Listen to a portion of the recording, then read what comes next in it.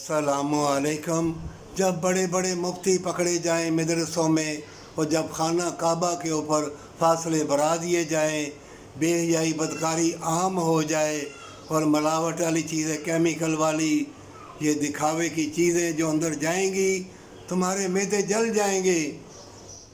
ہر انسان چمکتی چیزوں کے پیچھے لگ کے اپنے بچوں کو کمپیوٹر کی تعلیم کے لیے باہر نکال ہے، لڑکیاں لڑکے سب بدکار، کالج، یونیورسٹی، ہاسٹل۔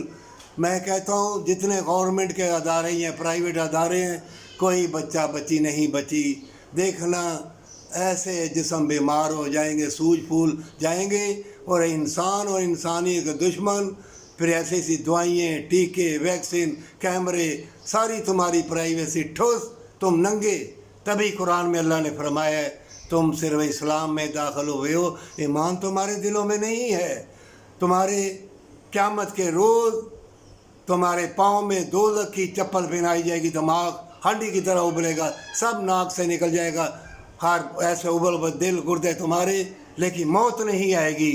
مومنو، جو اللہ کے حکم کی نافرمانی کرے جان لے موت سے پہلے موت، اب بھی وقت ہے، استغفر اللہ پڑھے اور رحمان رحیم ہے، توبہ کر لے، اللہ ان کو بچا لے گا اور اللہ ان کے لیے مشاہدات کے علم کے دروازے کھول دے گا، پر سچی توبہ کے ساتھ۔